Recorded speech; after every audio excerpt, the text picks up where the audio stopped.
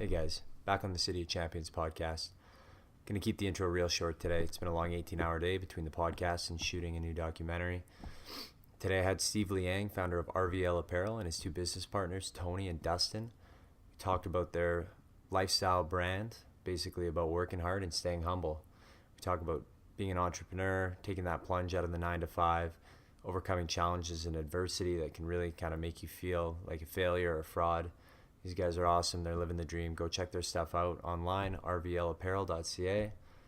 Enjoy my chat with them.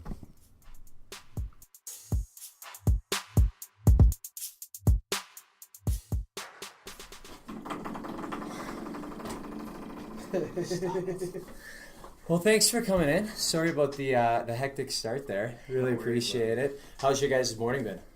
Pretty good. Just starting, yeah. We don't get up very early. Do you want this coffee? Not at all. No, I had so much. I have an espresso machine in my house. Yeah. Every morning I get my espresso. Oh, that's amazing. Yeah.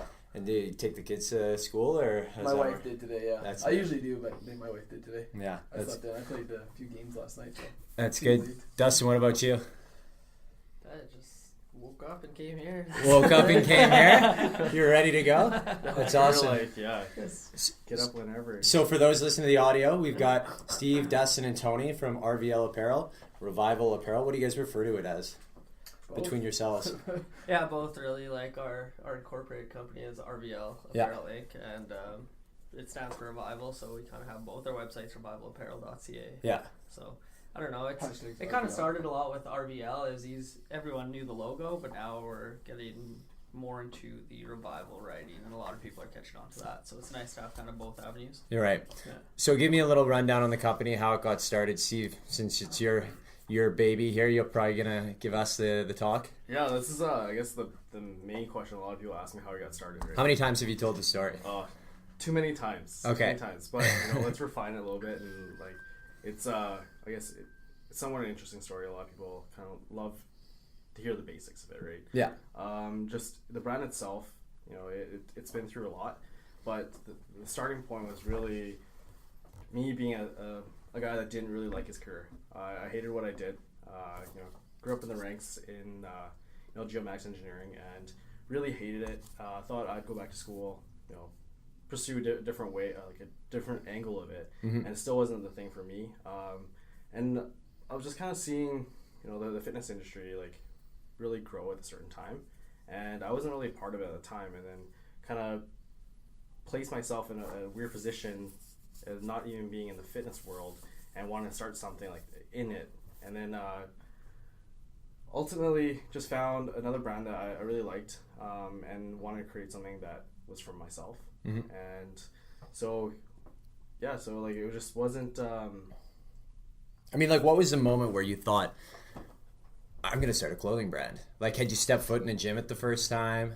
Yeah, I stepped foot in the gym for like a couple times before that. I'd say actually a few months. Yeah. And I was actually just found something I loved about the gym, and like it was like, what, I'm in here all the time. How do I make this my life? What can it be like? At the same time, I had my buddy who started a meal prep business, but food wasn't really my thing. And then all this other stuff kind of transpired, and I guess clothing was kind of the thing I was always, pretty, I guess, not crazy fashionable, but at the same time, I knew what I liked for clothing-wise. Right. And RVL was basically a clothing company you created for yourself, essentially, right? You're like, hey, I see a niche in the market, and I want to wear the stuff that I create. Exactly. And I saw like a big brand, a big inspiration of mine, like Live Fit, really blow up the ranks. Like, it was just on the social media thing. I think Instagram was just kind of coming out of its works and being very influential at the time. And so I saw them and I was like, you know what, there's things that I can take from this that I can make better. Yeah. Right. And I still admire them greatly. Like every day I still see their stuff, and I love what they're doing. And I was like, you know what, let's put my own spin on it. Right. Now you've got a really interesting backstory because your parents are both from where? So my mom's from Vietnam, and my dad's from Laos, but we're Chinese. Right. So just first generation here anyways. Yeah. So they met in Edmonton. They met in Edmonton. And you were born here. Yeah. So did you know that Edmonton was always where you were going to make home? You know what? I played around different ideas. Like I did move to Vancouver. went to school out there, and thought that would have been my home then. Right. Just going to school out there, everyone got like this. Vancouver is so nice. Exactly. I'm from Vancouver, and I went to UBC, and just everything about it is just like, why would I want to live anywhere else? Exactly. And now you're in Edmonton. Well, but yes, and I get that all the time. Everyone goes, usually people go west, not east. But really, like, and you guys can all attest to this, I'm sure, at least I hope, there's something special about Edmonton. It's the people here, right? Like, exactly. I've lived in Calgary, Vancouver, Edmonton, London, Ontario. Don't go to London, Ontario unless you want to, like, live at the bars. But something about Edmonton just draws you in. I have a friend from high school who I brought him here, or he came here to visit someone last year. And I took him out for the night, and he fell in love with it. He's like, dude, I'm getting stationed. He's an RCMP officer, and he spent 5 years up north. He's like, I can basically decide where I want to go. My family wants me back in Vancouver. But I don't know. There's something about Edmonton. That one night that you showed me, like, man, I want more of that. Like, this is awesome here. Yeah, so he moved here. Yeah, I agree with you. Like, our brand wouldn't be where it is without the people in Edmonton. Mm-hmm. It literally started out of a Good Life gym, and first 80 hats got pumped out of there. Yeah. Right, and then it kind of grew from there, and then next thing you know, it's like going to Fort McMurray, it's going to Vancouver, it's going to all these places, and it all stemmed from Edmonton. Right. I think if we started anywhere else in the world, even in Vancouver or something like that, mm-hmm. even as fashionable as they are, we wouldn't get the same build as what we have right now. Mm-hmm. Right, just that connectivity with people. It's Edmonton's such a transit city. People come in, they leave. But somewhere down the line, everyone keeps coming to Edmonton. Yeah, it brings people back. So Tony, Dustin, tell us a little bit about how you guys fit in the picture here. We'll start. We'll go this way. Dustin, when did you come on board? So I actually partnered with Tony. What was it? 3 years? Yeah, 2 years ago? 3.5 years ago. 3 years ago. With my jersey company and also with Sick Transit, and Steve actually came in looking for business cards and stuff, and that's kind of how we met Steve. I kind of started a jersey company, and I did it all, outsourced it all, so I kind of had the knowledge to I don't know, just with the overseas market and how to deal with that. So, right. So that kind of helped Steve a lot. Right. With, I don't know, like most of the stuff we do here, but we're just starting to grow big enough where we have to kind of start looking overseas to do stuff. Right. So that's kind of where I come into play with RVL. And yeah, Tony's totally different avenue too. Yeah. When we met Steve, it was kind of a cool coincidence, I guess. He had a brand that he was passionate about, and I had owned a brand in the past myself, so when he kind of went through some things, I guess, or some issues, me and Dustin talked, and we knew that we would be a good fit based on what Dustin just said. He can bring the Chinese, I guess, outsourcing aspect of it that he's been doing with our Jersey Lab company, and just with my experience in the past with my brand. So how cool is it to go from a job that you hated? How long ago was that? 2 years? Yeah, it was actually we first started about 2.5 years ago. RVL started 2.5 years ago. And when did you leave? Like, when did you quit your job? How did that happen? It was so I went through the weirdest career change. Yeah, and immigrant parents, I'm sure that went over great. Oh yeah, exactly. So I left my engineering stuff. I think almost a little over a year ago. Mm-hmm. Jumped to car sales. Nice.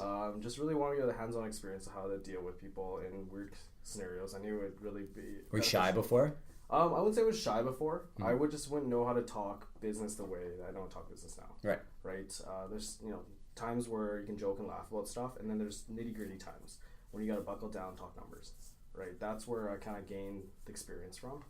I wouldn't say I was great at it, but everyone's got to learn. Exactly. Somewhere, right? And I luckily, knew enough friends in the industry that helped me through it. Right. So I actually wasn't. It's not a full-time thing until this May. May 1st was my initial first day at RVL at the warehouse. Full time. Is that scary? It was a scary jump. It was actually something that we built almost for 3-4 months, if not 6 months before. We talked about every single day, like how to get me in the door, right? How to get me, doing this full time, because the company, like it was at I wouldn't say a standstill, like the growth wasn't happening as it should have been. Right, and you started selling stuff out of your car essentially. Yeah, so it was started 80 hats out of the back of my car, and then the first few thousand went out that way as well, and that's why I think the brand grew to what it was, because there's that personal connection to it. Yeah. Yeah, the connection to the streets. I think that's brilliant marketing. I mean, that's essentially like people would call you and be like, "Hey, come sell me some stuff," right? Yep. It's essentially like the risque factor of buying drugs without having to buy drugs or do something illicit, right? Exactly.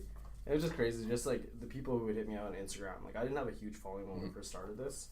Still don't have a huge following right now, but the people that know me, they know me really well. That they're okay to pass along my number, pass along my contacts, or just hit me up whenever. Yeah. And that's I think the cool aspect of the brand, because there's such a personal touch to it. Yeah. So speaking to all three of you, but you two specifically, because you have kind of longer term brand experience, how important is it to grow with the community? It's very, very, very important. It's like how you get your base. Yeah. You have to have those people that support you, so then they wear your product. They're like billboards. Yeah. Right? Well, essentially, it's free marketing. Exactly. You get paid for them to market. Exactly. And going back to like the whole Edmonton thing, like Edmonton's like a big city with a small town feel, and like I'm from a small town originally, and it's kind of very when you have something that works. It like you start a restaurant. If it sucks right off the bat, you're probably going to close down in 2 months. Yeah. Because it's tough to gain the people's trust back.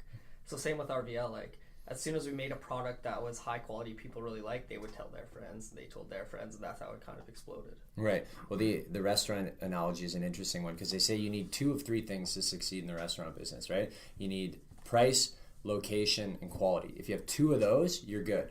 So if your food is great and it's a good location, it doesn't matter if it's a good price. People will pay whatever. It's good that you guys have the quality and the brand awareness. What initiatives have you guys done in the community, or if any? Like, how did you kind of first penetrate the market, essentially? To be honest with you, it was a lot of just hands-on, being at the right locations, right, being in the right places. It started really out of Edmonton, and then all of a sudden we're hitting the competition shows. We really built ourselves from a fitness community standpoint into a lifestyle side. The fitness community really supported us, and that's where like the gym aspect. And then at the time, it was a big thing to compete. So we attacked that market really, really early on. Well, I say midway through. Yeah. But with the brand itself, it was very early on. It was just like straight into bodybuilding, the fitness community. And then with that, the shows, you're hitting Edmonton shows, Calgary shows, and now we're getting into stuff out west, right, into Vancouver and all that kind of stuff like that. So that's kind of the aspect that we got going on there. Okay. And now what's sort of your next strategy to reach the next level of growth? I guess we have a few strategies. Yeah, we have a few strategies. This can turn into a business meeting. That's fine. I'll facilitate this. One of the things we want to do is get into more stores. We want to get ourselves nationwide. We've got a pretty decent following right now in the Western. We've got some stores in the West that support us, and people really like the brand out West. So I think that's our next strategy, is kind of get across nationwide. Just get our stuff in front of more people's eyes, right? Yeah. But how does that happen? You just select a few people and go and offer them free stuff and say, hey, would you wear this stuff if you're out and around in the public eye or on social media? That's the one crazy thing that we have with the brand, is that we actually never really give out free stuff. Okay. Yeah. It's people really, I guess, love our brand for what it is, so they're okay with buying it, like whatever it is, like, and then once it goes to one person, it goes to 3, and then. Right. It's an exponential rate that we're growing. Obviously, if we're in America or something like that, we'd be growing a lot faster. I always look at that as a slight downfall from being in the Canadian market, but it's so spread out. It's so but also you see brands sink and fail in the States all the time. Yeah, we've done something different, and I guess we use what we have as well. But the crazy thing with that question is that some days we don't know how it affects certain people, right? Like how to be like, let's keep growing this way. We've sent some crazy orders, like some out to Sweden, Germany. Nice. That's essentially all social media marketing. Yeah. And so it's hard to answer that question, how to get out there, because I guess we're still learning every day. Yeah. It's if we knew how to answer that, we'd be... Our next plan of attack, though, is definitely Canada-wide. Yeah, exactly. More eyes. Yeah. Our product sells itself. Like, people really enjoy it for what it is and what we stand for. So right. So, in a sentence, what do you guys stand for? Basically, fitness. Yeah, work hard, stay humble. That's our motto. Yeah. A lot of people grasp onto that, Mm-hmm. and we want to preach like the fact that everyone has a story.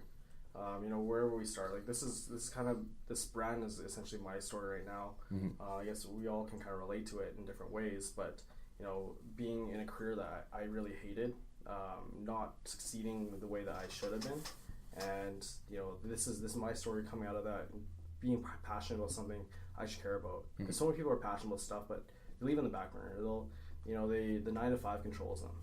That's all they really know. And I want to show the entrepreneur side of being able to break away from that. So what's holding people back? What do you think? How do they take the plunge?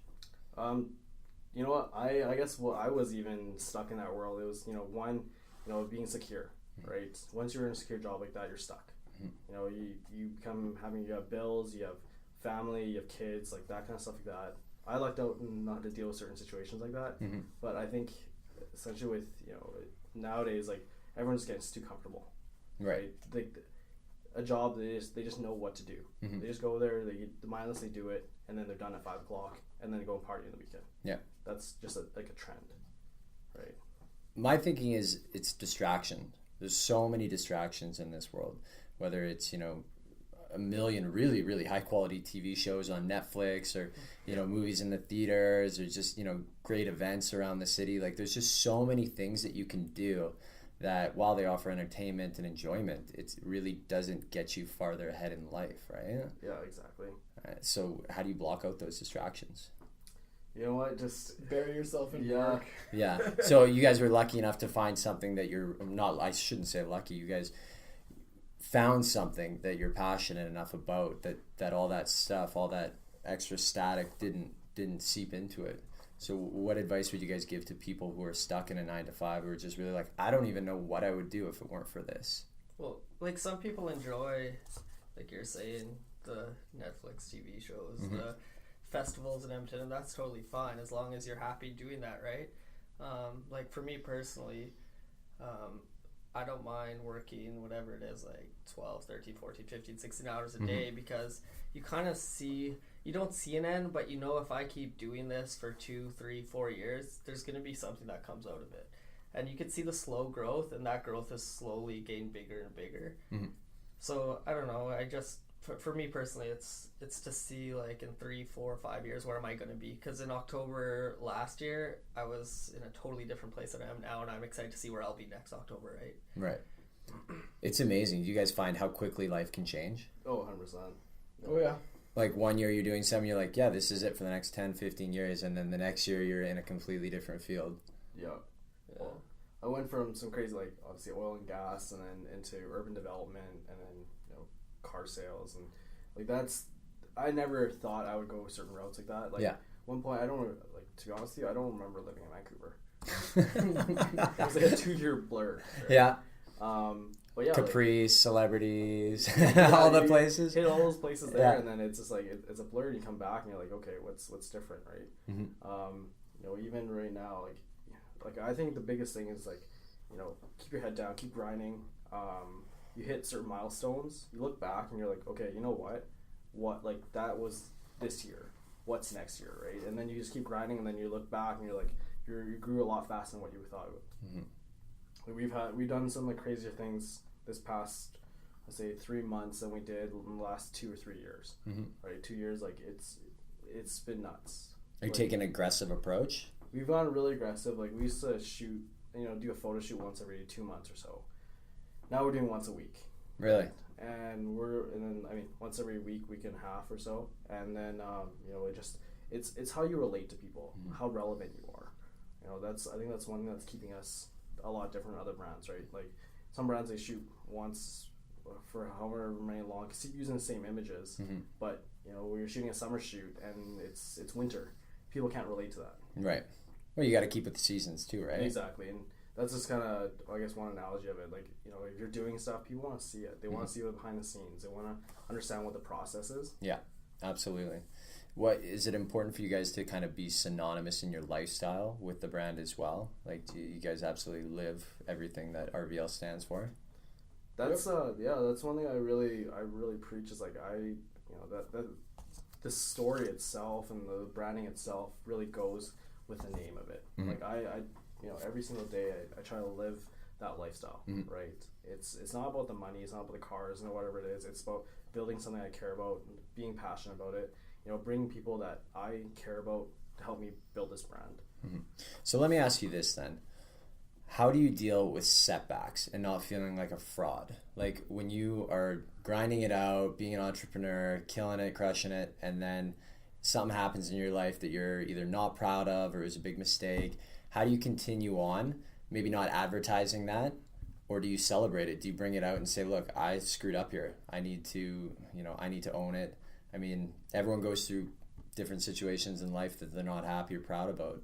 And I think, when you're so driven, that can really take a hit to your ego, and it can stall a little bit of that momentum. So how do you deal with that?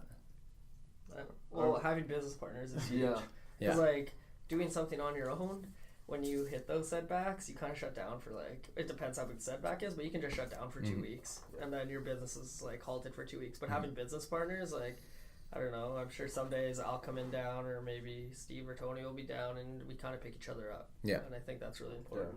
And if, I don't know. I think celebrating those failures is pretty big too, right? That's part of the revival stories. Everybody has their own story. They all have their own thing that made them grind, the thing that made them, tick. Yeah. So. Yeah, and from a personal standpoint, though, have you guys experienced any setbacks that, you can talk about now that at the time seemed like they were going to end your game? There's 10 years of business, there's a lot. I don't think I could pinpoint any one, but I can tell you, everyone goes through it. You're not the only one. If you own a business, you're not the only one to go through one of those things. Yeah. That's for sure. So RVL is going from fitness, and you guys want to move into more lifestyle. So who are the types of people that would wear your stuff? I don't think we really want to move though. Yeah. We want to expand. Grow into. So we still have the fitness, and we plan to expand the fitness in the future. Okay. But we want to, we want to cover more sports. I think it's what we're trying to do. We want to cover more sports. We're Under Armour. Under Armour came out with a brand that specifically did Under Armour. Yeah. Then they expanded into runnings and hockey and everything. Then they did every kind of sports apparel. Lifestyle, they do lifestyle as well, right? Yeah. I think that's where our mentality is at. We want to grow that way. We want to be so we don't more than want just bodybuilding. We want to be sports, fitness, athletic. Yeah. And do you guys ever run any types of marketing campaigns where you want to hear people's revival stories? Has that ever been something? It's in the works. Yeah, we're there's a lot of things in the works. I get approached a lot of times hey guys, they'll hit me up and be like, hey, do you mind if I tell you my story? I've had dozens of emails about people's, I guess not so much relating to the brand itself, but it's like, hey man, I actually have my own story, and I love hearing about stuff like that, right? We're actually working with a few people, I guess, kind of working on them. Yeah. They're doing their own thing, and they actually have some crazy stories that makes mine look, very insignificant, very small to what they've endured. But it's cool to be able to relate to them in certain ways. Yeah, and I mean everyone's point in life is all relative, right? Everyone's got a different rock bottom. Exactly. Which is exactly what we stand for, which is what the revival is. Yeah, that's what it means to us. Everybody's got their own story. Yeah, and is it a way to say, okay, no more? This is as low as I'm gonna go, and from here everything is up? There's times that going back to your last question there, there are things that we hit lows on, right? I've been days I'm like, man, I'm stressed out. You can swear on this. Yeah, there's too much. And Tony's like, man, what's up? And then we just did our biggest launch yet. We did our hoodie launch. We came with videos. We came with 2 or 3 photo shoots. We did the whole thing, and we had a pallet dropped off at our back door for the first time, and I've never experienced that before. As insignificant as it is, you get that many pieces just dropped at the back door, and there's small, we found small deficiencies, and I was just stressed out, right? And he's like, you know what, these are pretty minor things, right? But then when you're sending that many pieces out, we had, in the first 4 or 5 days, we had a crazy amount of hoodies or pullovers just go out the door, right? Yeah. And our quality control is at top notch. We had to sit there for 12, 14 hours going through every product. Yeah. Did you separate all them, or? Yeah, make sure every single piece. Yeah. So there's stuff like that, and we've dealt with a lot of stuff. We've dealt with lawsuits. We dealt with crazy things like that, where a lot of companies, when they're starting up, they'll never even think of. We had somebody try to sue us for a hashtag. Yeah. Man, 21st century, hey? Out of LA, yeah. And just stuff like that. We never figured we'd experience, and then now, having to, like legal people behind us now, we're like, okay, you know what, this is all handled. But before, when we first got that, we're like, all of us weren't sure what was going on. Yeah. Right? Do you know what that means though? They're scared. They're scared of you. They've gone from offense to defense. Yeah. They're now protecting what they have versus trying to grow into more. Yeah. So that means you guys are on the right track. Yeah, absolutely. And I mean, like for us, like we grew that hashtag. Yeah. Right? It was from day one. We grew What that is hashtag. it? So people know. Just like hashtag RVL Apparel. Okay. Right. And something like that, like everyone knows who we are Yeah. from that hashtag, and I mean, it's trended, 4,000 times already today, and that might not be a big thing compared to bigger companies, but to us as a startup, that's pretty big to us, right? And getting sued for something like that. Well, it's funny because like you get sued and then you talk to your lawyer, they're like, yeah, they can't sue you for hashtags. But a lot of companies wouldn't know that, Yeah. right? Yeah. And they would just be like, okay, well, we better stop. But Yeah. it's just scare tactics. Oh, for sure. It's just posturing. Yeah. How does that work, Canada versus US? Like, are there laws that are different there that There is when it comes to Not trademarks. for hashtags, but not like for hashtags. trademarks, yeah. Trademarks, you'll have to trademark in the US and Canada. They're both different. right? Is hashtag, is that, like, doesn't Twitter own that? Isn't like hashtag a Twitter thing, or was it just something that they utilize and now every platform utilizes? Probably like .com. Somebody owns it. Like it's crazy. Well, whoever invented the first phone has a hashtag. Yeah. Pretty much. What's the dynamic between the three of you? I mean, you guys are obviously buddies, but I mean, as far as the workflow goes, who does what? Do you guys kind of do a little bit of everything yourselves, or do you stay in your own lanes? Steve takes care of a lot of it. Right? Most of it, It's his baby. He's our day-to-day. He's the full-time guy, and we just help him in the background with stuff. Yeah, so like, for me, I overlook everything, booking photo shoots, whatever it is, product development, things I like, I bring to the table to these guys. I'm like, hey, this is what we should do. And we all like put in our input. Sometimes days I had to put my crown and be like, hey, you know what? This is what I want, right? This is what I see for the brand. But these guys are like basically... Say your crown? My... You should make your own one-off snapback with a crown around it. Yeah, shit, Steve's coming in with the crown snapback when today. It goes on, we just we argue a lot. And it's good. Yeah, it's very productive. And the one thing I think we did well was that we grew into these roles that we had. Like Dustin's dealing with manufacturing and stuff like that. And you know what? As much as I keep on top of him, that's his. He knows. What he outsources like nobody's business. Right. Yeah, the conversations. How many times have you been to China? Once. We've been there once together. I went Yeah. there once when I was younger, but strictly for this stuff. Yeah. We went there once. It's basically like that's kind of a crazy story. We Yeah. met and we said let's go to China, and we left like 2 weeks later. Yeah. That's unbelievable. And that's where I think we really built a solid team, because like I forget where I read it, but it's talking about how friendships and all that kind of stuff, like you don't know each other until you travel together. For sure. Right? And a business partner is like, that's a big thing, because you start talking about money and stuff like that. That's start affecting personal life there. Yeah. Right. So I think the big thing when we went to China was just timing was pretty crazy, one thing, and the fact that we booked a trip that quick and just made it happen. That wasn't a whole nother thing. And then the bond that we had on that trip. We knew that it was we had something special going on. Yeah. So what, you guys are going again soon, right? Yep. What's going to be different about this trip? The first trip was actually it was more of an educational trip. We went to a trade show to kind of get to know the industry that's outside of Canada.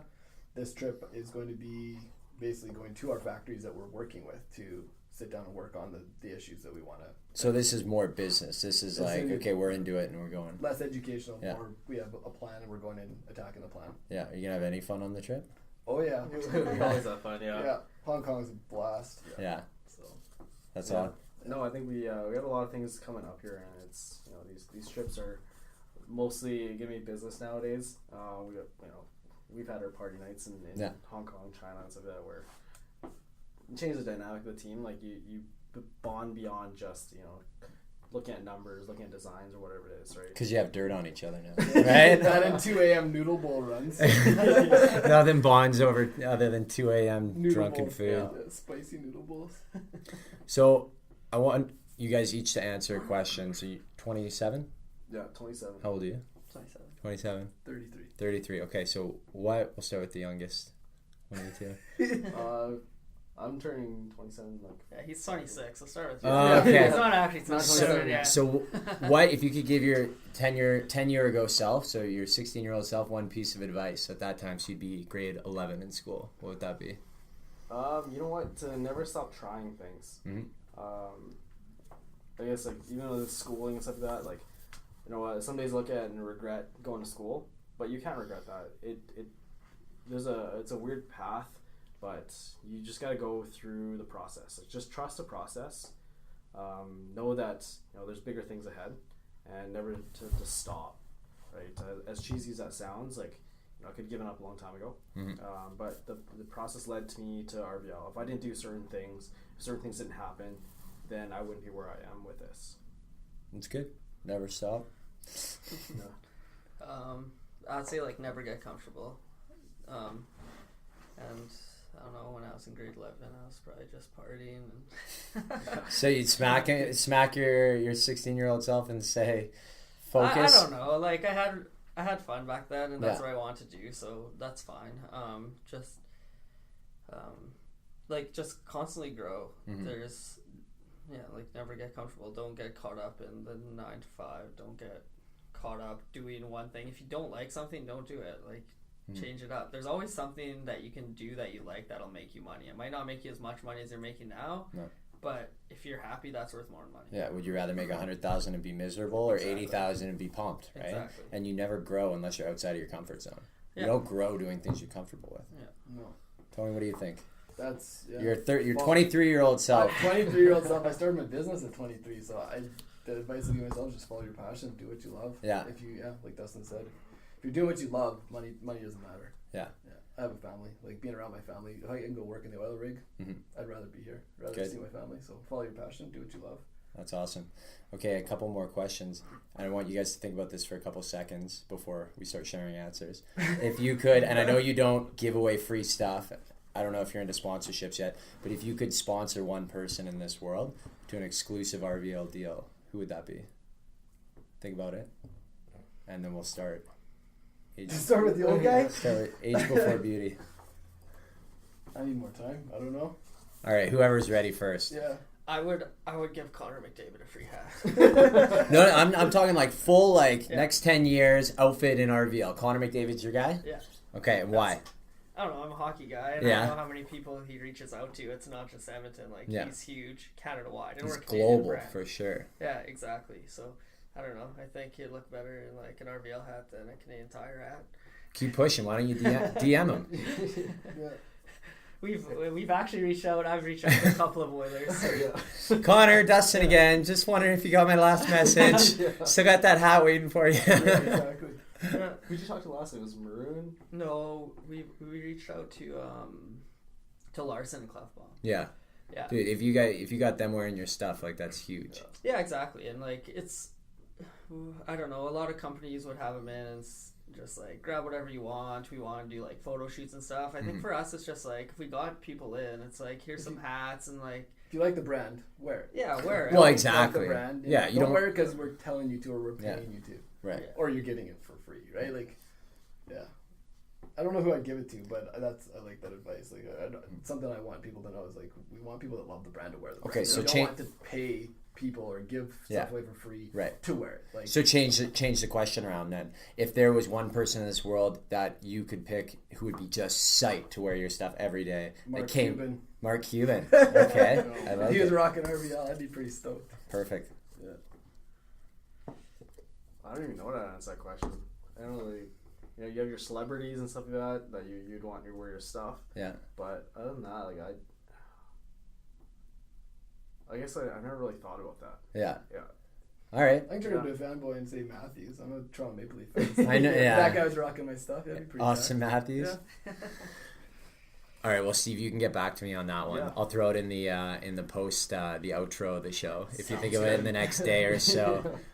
If I were in your position. If it were 4 years ago and Barack Obama was still in office, I'd say Barack, because he's just the coolest guy ever, right? And just most influential. If he was pumped to get RVL stuff and I was part of your brand, that's who I would want to It'd be give pretty it cool to. to see Bernie Sanders wearing a flat brim too. If I choose something that'd be pretty badass, it'd be Bernie Sanders in a snapback. Have you had a demographic outside of what you typically thought you would? Have you found anyone sort of in their late 30s or early 40s or older than that? We've got everybody wearing our stuff. Yeah. We've got people that come by the office and tell us stories all the time that are aged from 16 to 40. I think like the craziest, guys like Forrest and stuff like that. Yeah. That's a story on its own, but it's one actually Tony's buddies. Yeah, we've got some musicians rocking the stuff that aren't necessarily in the fitness world. We've got guys that are in the fitness world. We've got people that have revival stories. Some people, revival means different things to everybody, and that's what we kind of want it to have, is that personal meaning. They don't have to be in the fitness world to wear our stuff. If they have a revival story and they feel that they fit with the brand, those are the types of people. Right, and you need to do so many things now too, right? So, there's a lot of people that I'd say are out of the realm of what we, Good. stand for, that wear it. Well, excited to see what you guys have coming up in the future. I was just looking at your stuff. I want to come to the store after this if you guys are going to get some stuff. Is that cool? Yeah, you betcha. There's no store though. There's no store? Sorry, Steve's truck. I want to go to Steve's truck and get some stuff. We love to have you by the warehouse. All right, perfect. And secret location. Yeah. I can't tell you guys; they'll kill me. The secret, not so secret yeah, location. All right.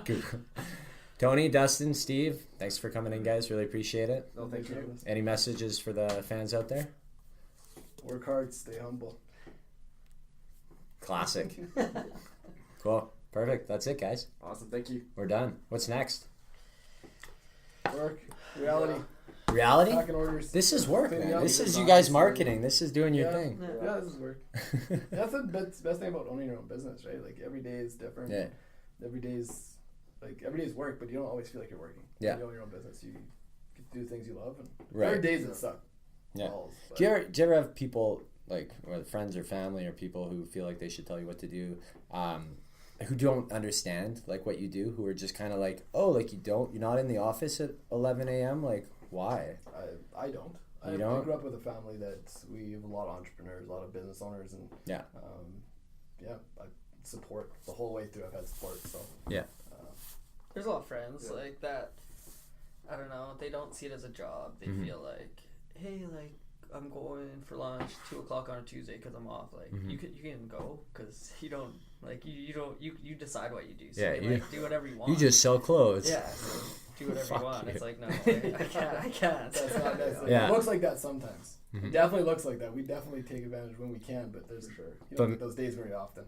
Man, that's classic strategy though. Just make what you do look easy, even if it's a grind, dude. Who cares if people don't know how hard you work, man? As long as you know, and as long as you guys know about each other. Yeah, I mean that's a big thing. Like for us, is that showing the real thing, right? Like I try to portray as much as I can on social media being a real thing. Like this is the day in the life kind of thing, right? Yeah. Some of it, obviously you take pictures and you choose the best one, but at the same time, it's like, hey, we're actually going through this kind of stuff. We're doing this. We're what are the going for lunch or whatever at 3:00 because we missed lunch at 12. Yeah. Right.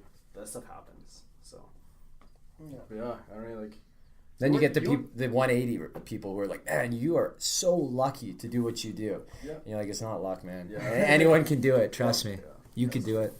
That's the other thing, right? Like I hate when people are like, oh, you're so lucky about You're this. so lucky to do the things that you do. Like, yeah, you didn't see me driving around town at 10 o'clock at night selling hats to, in the middle of a parking lot. Like, Yeah, exactly. Was I That's- lucky that I could have got jumped doing that? I don't know. That's the bittersweet thing about owning a business is you do work more than the 9-to-5ers. The 9-to-5ers finish their job, they go home, they sleep, they don't care what happened at work usually. It's They just just no go back life, at 9 though. a.m. Man. It's just no life to live. We sleep with It's every your stress. favorite. We sleep with every stress. We sleep with every milestone. When you go to bed at night, you could still be working. This guy works till 3 a.m. Like, Nice.